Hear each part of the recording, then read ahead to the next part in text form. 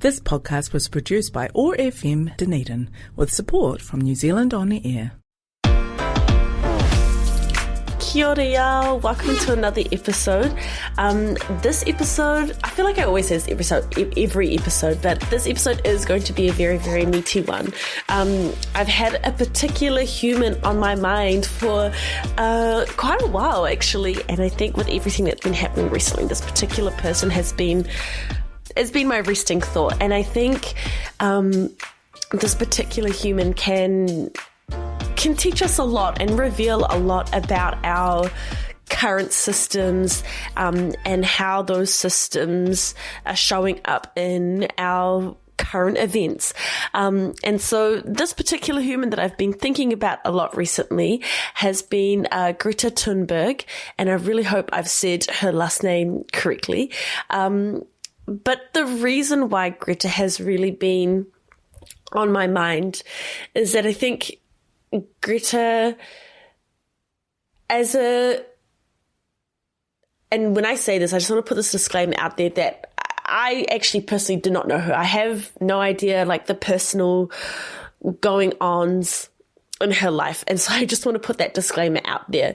But I think Greta, in her activism, is in a unique, privileged position that can teach us so much about the world and the systems that we're living in right now.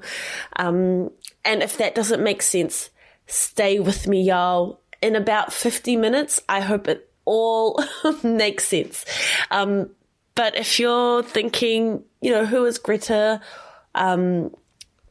What is this? Who is she? What is she doing? What is she up to? So Greta Thunberg is a climate and political activist, and she is hella young. She's been standing on business since day dot, it seems like. She's 22. And she was the one who really was a catalyst for the a school strike for climate change, the Fridays for the Future movement. And so her activism started when she was very upset with climate change. Like, not even just like, I'm sad about this, like it really impacted her mental health to the point where it depressed her so much. Like, she stopped talking and stopped eating, and it was a lot. It was a lot. And she was really young when this was happening as well. It was when she was 8 years old, when she first heard about climate change, and just could not understand, why there wasn't any action being done in the climate emergency that we're living in. And, afterwards, or eventually, she was diagnosed with OCD, Asperger's syndrome, and selective mutism. And I think it just adds even more like power to her activism, because to be diagnosed with selective mutism, it means Greta, homegirl's only speaking up when she thinks it's necessary. So for her to be so loud about the state of the world, and it's not just about climate change as well. Her activism has included speaking up about many other wrongdoings and harms that's happening in the world right now. I think, that is very, very powerful. But anyways, she then kind of channeled that energy into doing something, starting with her family. And I think this is really important, because when we think about activism, we're thinking about bigger actions. But I think for all of us, like, there's so much power in acknowledging like how much impact and influence and growth comes from like starting with our family and friends. So, and that's what Greta did. She started with challenging her parents' views and she was saying that she would show them all the data and the graphs and all the numbers, the horrific numbers. But that didn't actually work. What really made the impact there was telling her parents, well, when we engage, or like when we do nothing to climate change, like it's actually stealing away from my future. And I think, whether or not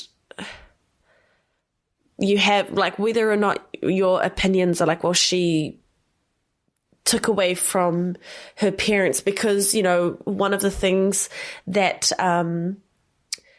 Greta's mother committed to was not traveling a lot for her opera career. Because, traveling, the carbon emissions from that all the time, especially when we fly all the time, she stopped flying. And so, there are lots of people who have the opinion that she should feel guilty about ending her mother's international career. But, regardless of whatever your opinions are on that, I think there's a powerful lesson there in the motivation for change doesn't necessarily come from graphs and numbers and data and like straight up hardcore information. I think people have to be moved with their hearts. They need, and I think this is why, and I've been saying this, like, this is why storytelling is so important, because like I know that information is really important and having those facts are really, really important. But I think where change really comes from is storytelling. I think when it appeals to anything that appeals to your sense of humanity. And I think for Greta's parents, okay, again, I ain't Greta's parents, so I can't really speak for them, but there is a big difference in that framing there of graphs and data versus we are impacting our child's future. Like, there's a vast difference in that framing there. And I think that is very, very powerful. There was an interview Greta's father did back in 2019, and he said, to be honest, her mother didn't do it to save the climate. She did it to save her child, because she saw how much it meant to her. And then when she did that, she saw how much Greta grew from that and how much energy she got from it. And when Greta was asked about, whether or not she felt guilty about ending her mother's international career, she was surprised by the question. She kind of said, well, it was her choice. I didn't make her do anything. I just provided her with the information to base her decision on. And I think it's really important to know that that information, it shouldn't just be the graphs and the data and the numbers. That information should also include storytelling or things that appeal to our shared sense of humanity. And that humanity exists. I think the world that we live in now, there's so many prejudices and different systems and structures in place that make us, I think, sometimes forget or hide us from the fact that we still have that shared humanity. And it's actually insane once you start committing to learning / unlearning how when you investigate those structures and those systems and you do the same for your privilege or how these systems specifically show up in your life, it's crazy how those systems all of a sudden become so transparent, and the shared humanity that we all have is so visible. But I think the way that our systems and our structures are currently set up, it's easy for us to forget that. And instead of making our shared humanity our come to the forefront, it like actively hides it. Because, when it's hidden, it's very easy to justify our systems and our structures, and it's easy to justify behaviors associated with that, the power source of those systems. For example, racism, the value of a white life compared to the life of a person of color. There's a lot more justified when our systems and structures actively hide our shared sense of humanity there. Oh my gosh, I feel like I've really got on a tangent. We've only just started the episode. But anyways, Greta started with her family, and then she started attending, joining groups and speaking up and writing essays and connecting with the kaupapa.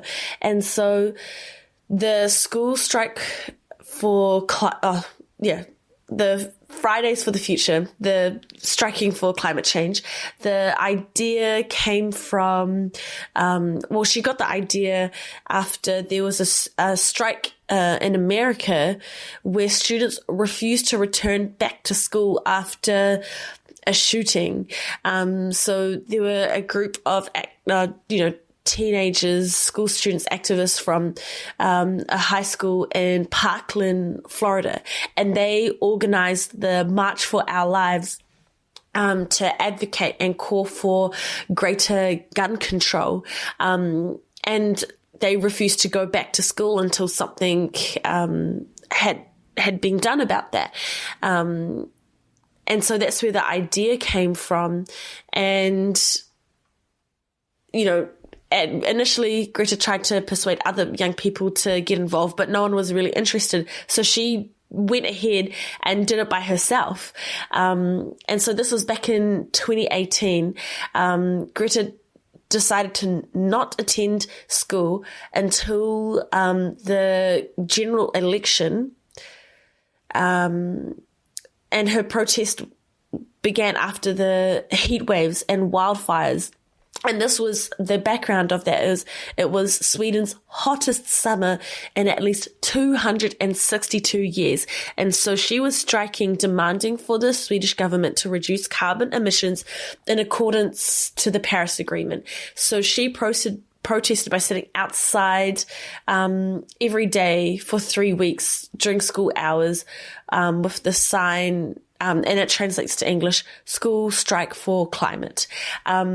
And then social media got involved. She posted photos of that first day striking by herself, and then other activists joined. And then it just turned into this chain event. And there was still a school strike for climates everywhere across the world. And I think, the Greta effect, it's been coined, and it definitely sparked mobilization across the world, which I think is just amazing. And since then, Homegirl's been doing her thing. She's been speaking at things. I love how I say things as if it's not that big of a deal. She's spoken at United Nations climate change conferences and UN Climate Action Summit. I think there's one iconic speech where she literally, she beamed that, and honestly, fair enough.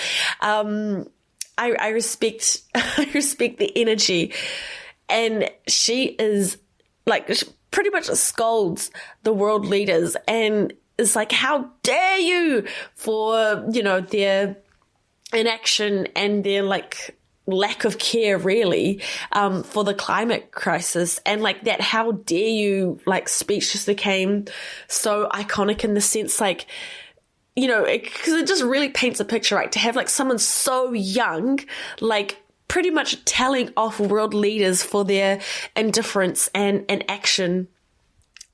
Period. Get it, Greta.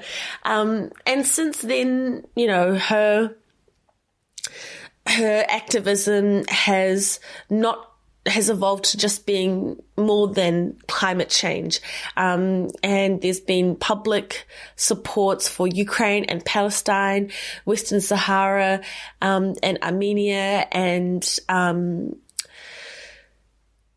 I think that her speaking up for other things just kind of shows how everything is so connected. Like, I think the term intersectionality really came from the conversations in feminism acknowledging that, to be a woman is not a homogenous experience, and there's actually so many other intersecting systems that influence the experience of a woman. And I think the same can be said for any of the isms, all of the systems. Like, they all are connected to each other and reinforced by each other. So I think Greta's activism evolving to include other causes just kind of reflects the how everything is connected.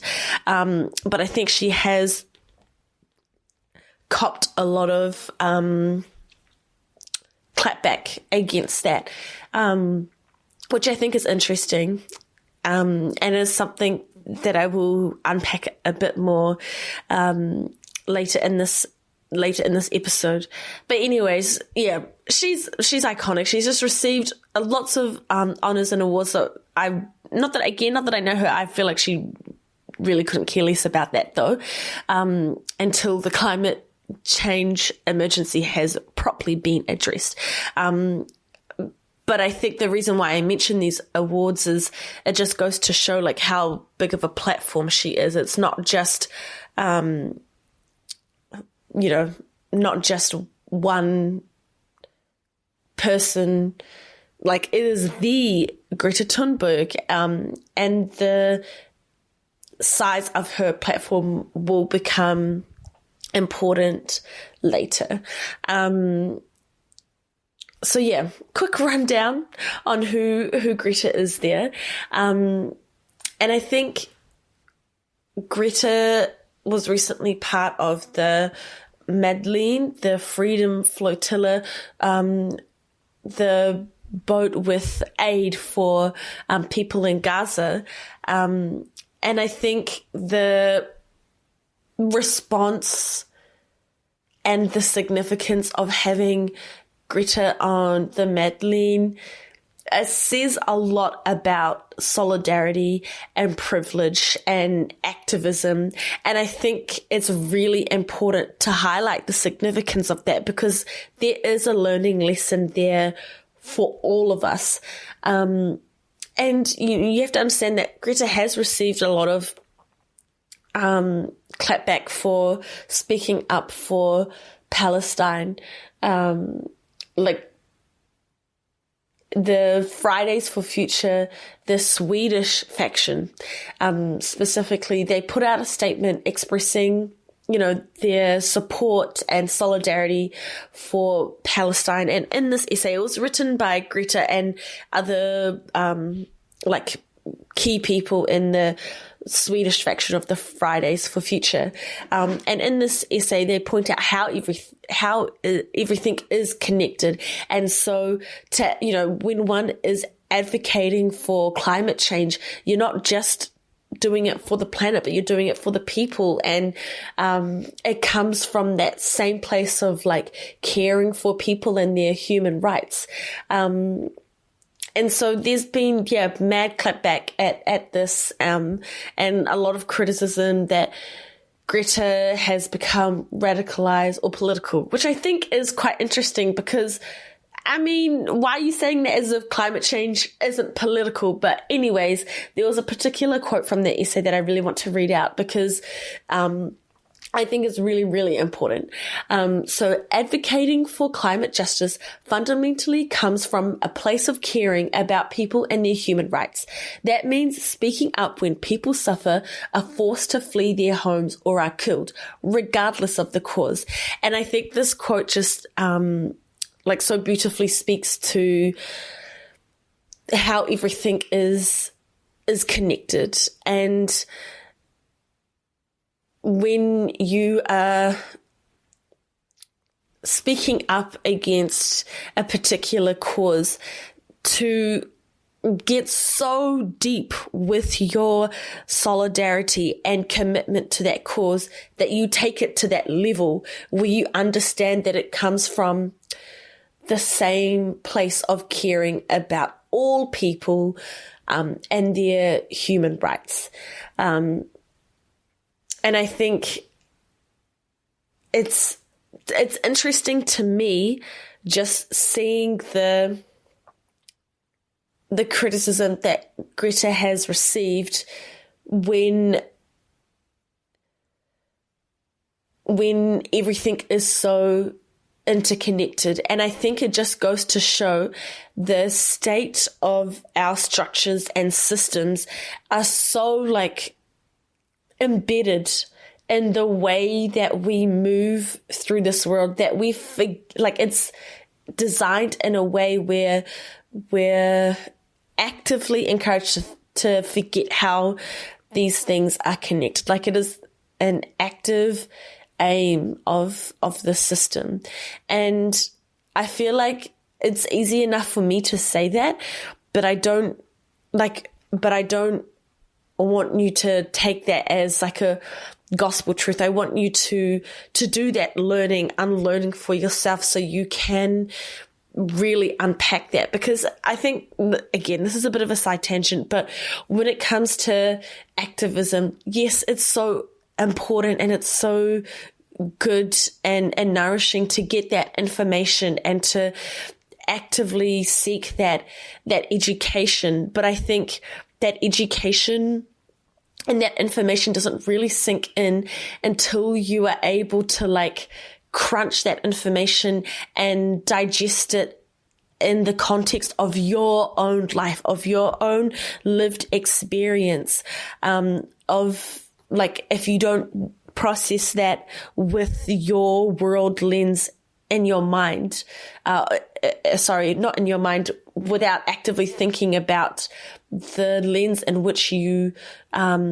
live through, if you're not like digesting that information with that lens in mind, it doesn't sink into that really deep place. And so again, this is why I say with this show, I never want to tell you exactly how to think. You're going to hear, the facts and the information. You're going to hear my 2 cents as well, but I don't want you to take that as gospel. I hope that you use this as one of the many sources that you use to digest it within the context of the lens in which you view this world. But the reason why Greta has really been on my mind is, I think the unique positioning that Greta has, it reveals a lot about the current state of the world, but also I think it teaches us a lot about solidarity and privilege. And I think solidarity and privilege are really important things to understand when it comes to, activism or allyship, because it is all about using your privilege and showing and acting in solidarity, because it's important to show solidarity, but it also is an action. It's a doing thing. It's a verb. And I think the positioning of Greta says a lot about how to use and show that solidarity and how to use your privilege, because I feel like I need to put a disclaimer out there, because we are talking about Greta's positioning and Greta's privilege. I'm not saying that, I know everything about her life. And again, like the same one person can have the privilege and not have the privilege. It just depends on the context. And I feel very comfortable speaking only for myself in this situation and not for anyone else. But, there are obvious ways where I don't have the privilege, being a woman of color, being a Muslim woman living in like a Western in a Western community. But there's also other ways that I have privilege. Just the fact that I live here in Aotearoa, that's a privilege. The fact that I am an educated person, I have that privilege. There are many different ways that I do and don't have the privilege. And the same goes for Greta. But in this episode specifically, I'm talking about her positioning as a white person and how her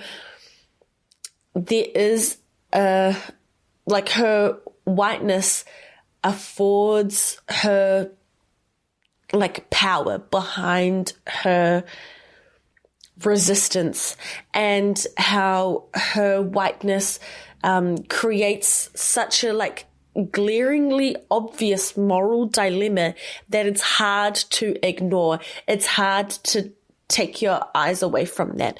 And I think to kind of explain why is it that Greta's whiteness creates a moral dilemma, I want to cast our minds back to the death of George Floyd. And, at that point, the Black Lives Matter movement had been around. It wasn't something new. But I think that there was so much movement and so much awareness at that particular point. And I think it's because the death of George Floyd created such a moral dilemma. It created so much friction that the world could not take its eyes away from it. Because I think there was something so awful about the way that he left this world.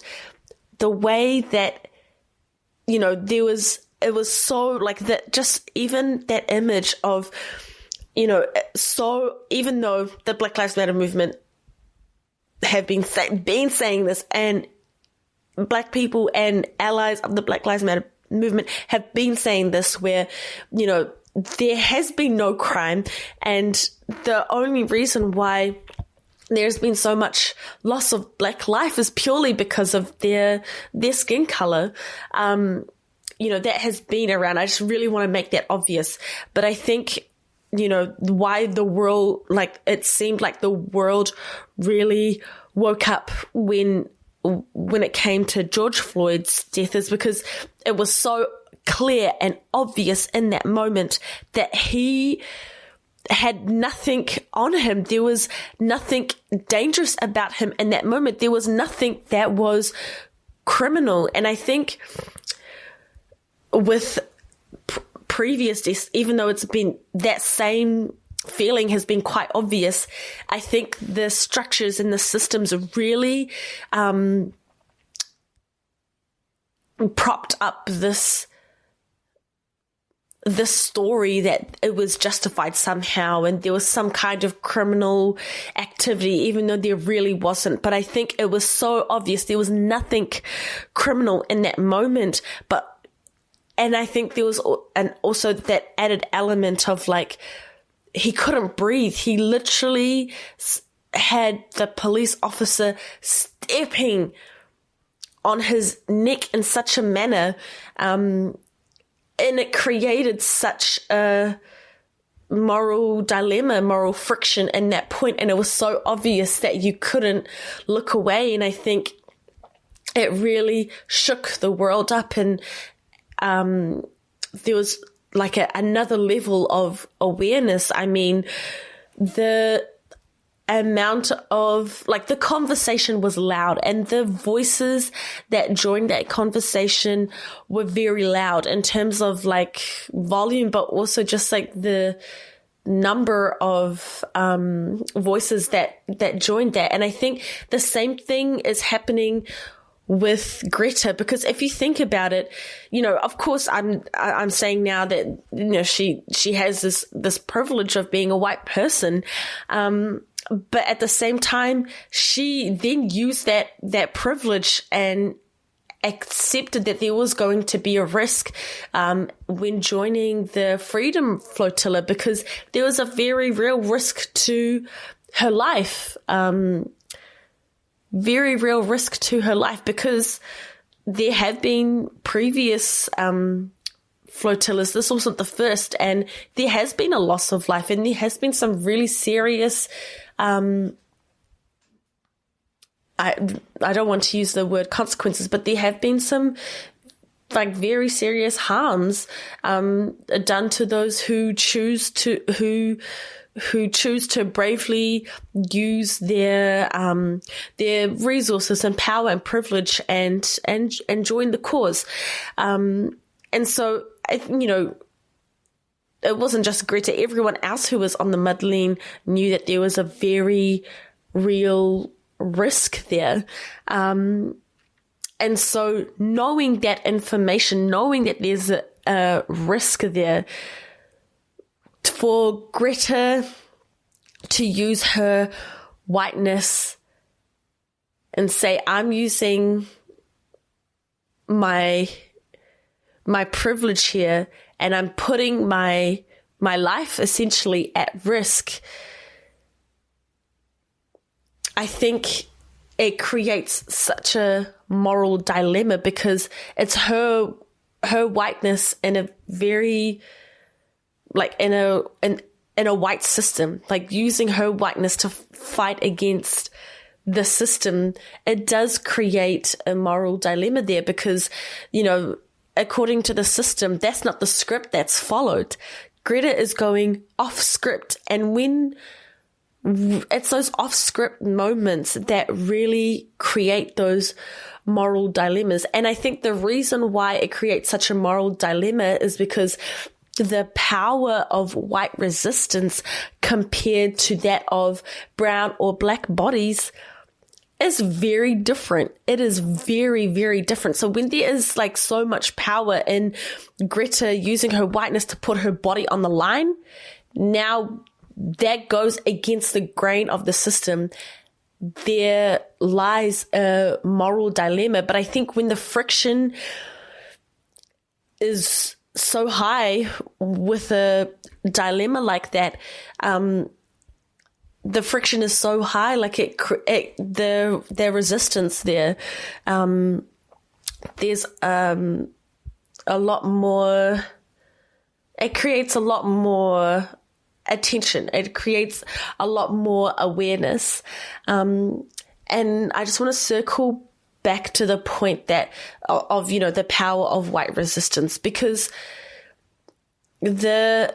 even among the Madleen, though the difference in how the other activists were treated compared to Greta, I think it also speaks to Greta's whiteness. And I think that's something that she knows, and I think that speaks to her using her sense of privilege, knowing that it will create such a dilemma, and knowing that it will create that much friction. For example, Greta was one of the first to be, deported, and it was weird. There was like lots of images of her, like, again, I'm not too sure exactly the full story behind it, but it was like there were images of her being like treated really well. I just did not see that I did not see that any similar energies or images for the other activists. And of the other activists, 2 were placed in solitary confinement. And I think that's really interesting. That is really interesting. And I think the reason why it creates such a moral dilemma is that, like, no one wants to say it exactly for what it is, but like the difference in treatment definitely is influenced by proximity to whiteness. And for Greta, like, that proximity is well, there is, like, it's so close, there is no difference because she is a white person. And so for her to put her white body on the line, the moral dilemma that creates, because she's going off script from a system, from the system that is whiteness, I think that is really interesting. That is really, really interesting. And I think because there was such a moral dilemma, like even the eyes and the attention on Greta, it's there. And I think it's really important to highlight that. And I think just her whiteness creating such a moral dilemma, I think that's why it's so important that if you are in the position where you do have privilege, and I'm just talking about just in general, regardless of the context of the situation, that's why using privilege is so important, because it does create that moral dilemma. And it's so sick to say that out loud, but that's what it is, because, you know, going back to the point of like the power of Greta's white body compared to those of brown or black bodies, is that the system of whiteness has already dehumanized brown and black bodies, like to the point where it doesn't have the same, carry the same weight, unfortunately. But for the system to affirm the power of whiteness, and for that power and privilege to be put on the line in such a way, as I said before, it's hard to peel your eyes away from it. And I think that is the power of privilege. It does create these moments of tension and moral dilemma. It does create these moments of, well, it cannot be ignored. And I think that's where there's a lesson in there, as to how powerful using your privilege can be. And I'm not out here trying to say that everyone now needs to join a freedom flotilla, but I think I do encourage everyone. Again, I'm speaking more generally now. This is not, this is just in any context. If you do have the privilege and the power and the resources in your own sphere of influence, how can you use that?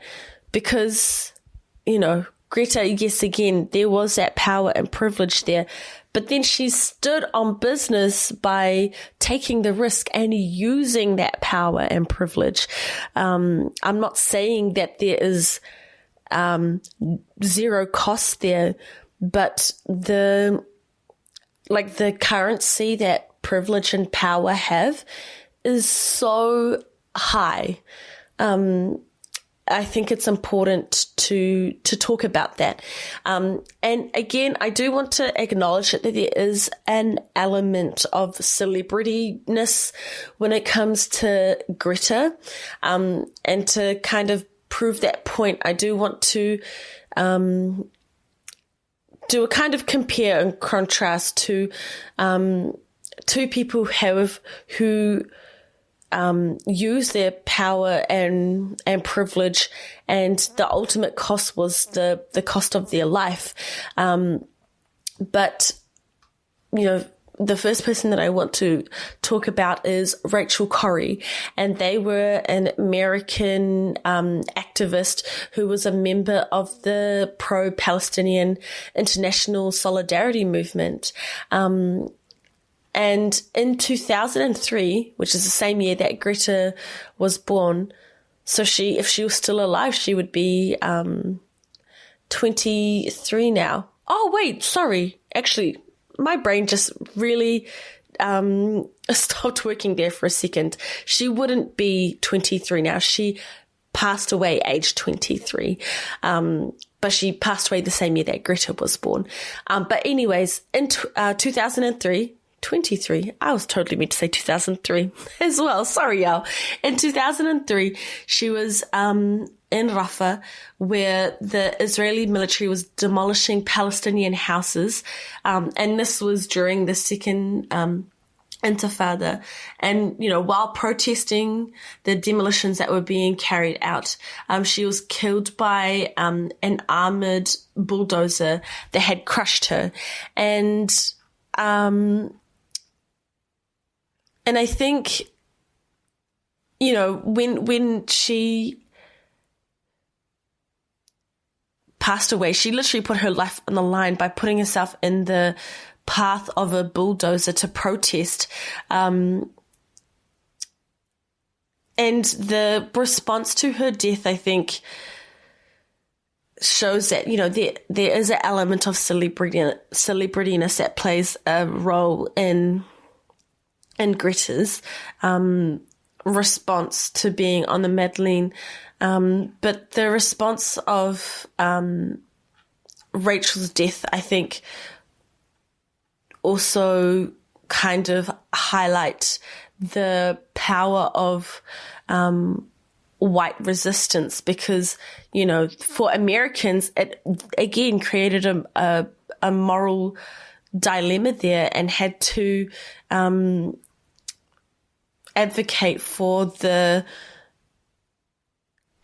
and investigate the death of one of their own in a system where America is also kind of caught up in this system of whiteness.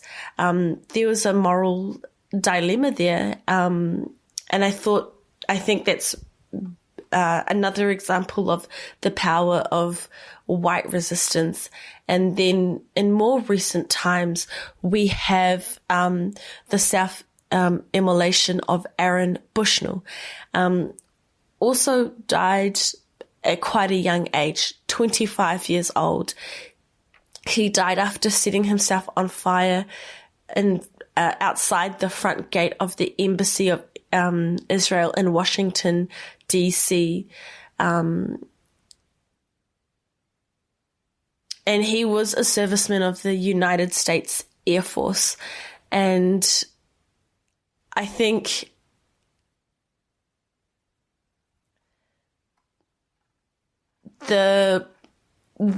his death also creates a sense of moral dilemma there.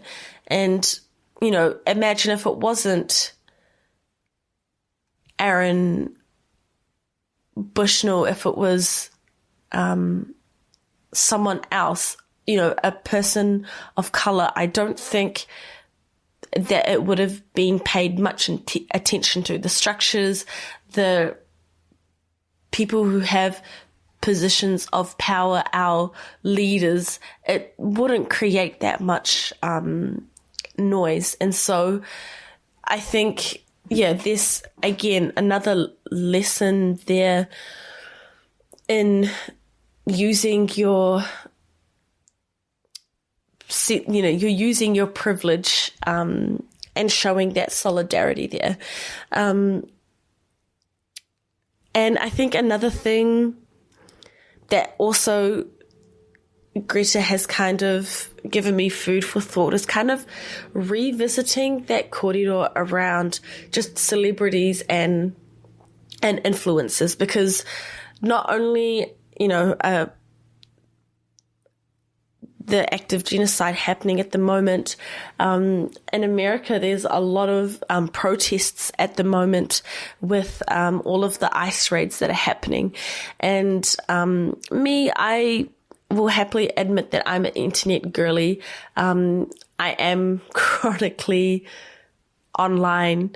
And it's interesting the conversations that are happening online about, the influencers that are really quiet, or the celebrities that are really quiet and have nothing to say at the moment about what's going on.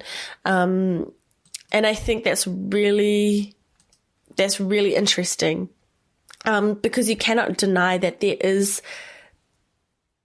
with having a platform, whether it's, you're a celebrity or influencer, having that platform is a form of privilege, and having a form of privilege is power.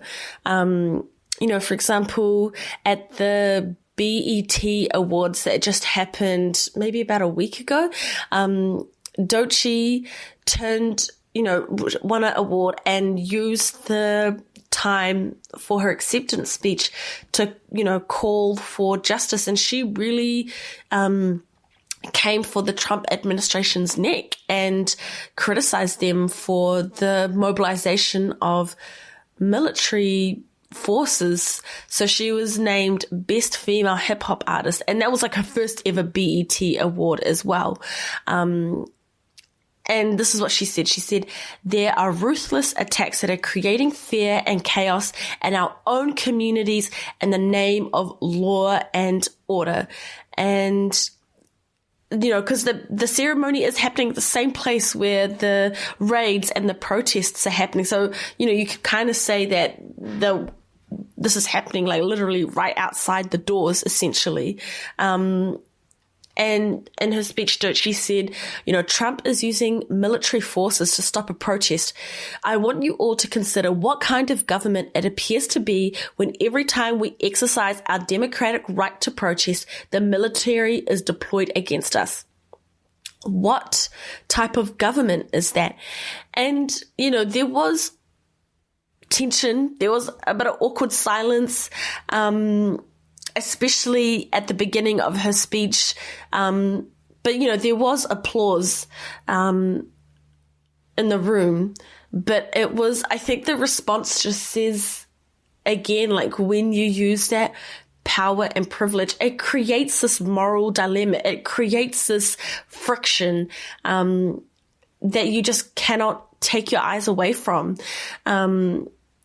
And, she went on to say, people are being swept up and torn from their families. I feel like it's my responsibility as an artist to use this moment to speak up for all oppressed people. We all deserve to live in hope and not fear. I hope we stand together.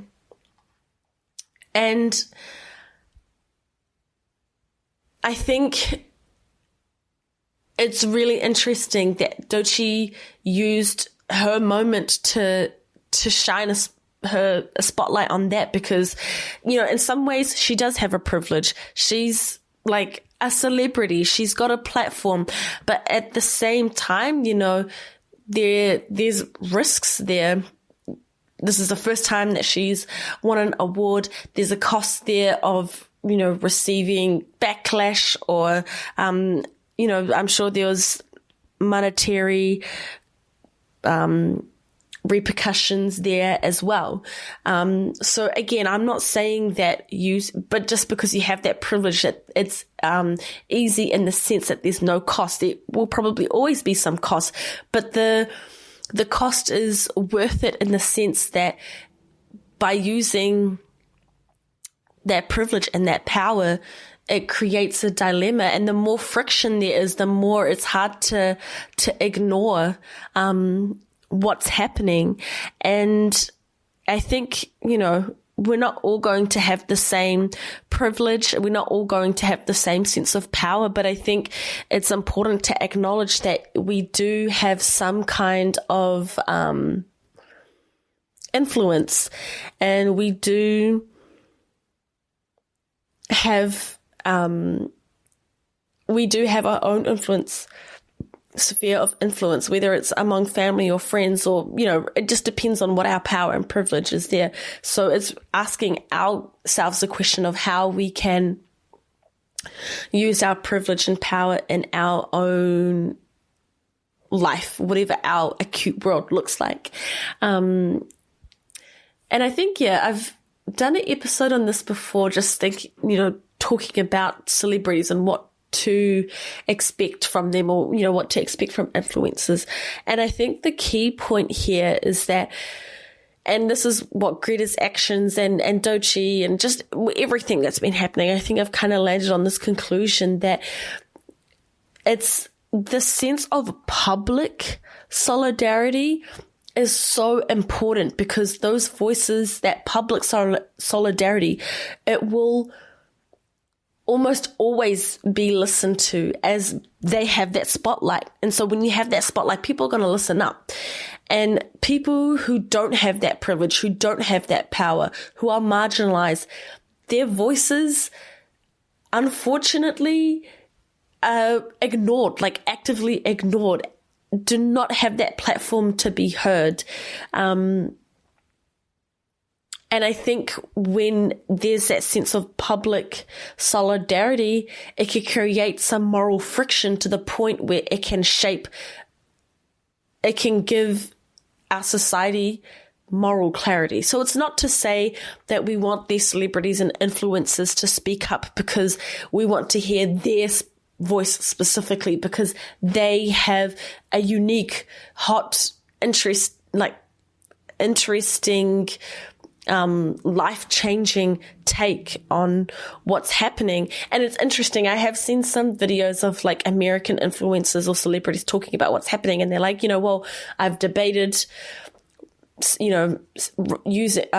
like saying something or making a video because I don't think I have, I don't want this to make it about me. I don't think I have anything of note to say about this. What has been said by those who are oppressed. Those are the voices that you should really be listening to. But I know that the power my voice has just by speaking up. And I think that's exactly what it is. That's exactly what it is. But yeah, I hope as we come to the end of this episode, I hope you have enjoyed this episode. I hope it gives you food for thought. And I hope it gives you, I don't know, some fire, some pujuj, some oomph to think about, what, circles, spheres of power and privilege that you live amongst, and how you can use that, and I hope the importance of how using power and privilege is so important to acting in solidarity, and the exact weight that it has, how important that is. Thank you for tuning in to another episode of Headscarves and Good Yarns, and catch you for the next one. Thank you for tuning in into another episode of Headscarves and Good Yarns. To keep spinning the yarns, let us know your thoughts. You can find us on Facebook and Instagram at Headscarves and Good Yarns, or email us at headscarvesandgoodyarn@gmail.com. This podcast was produced by OAR FM Dunedin with support from New Zealand On Air.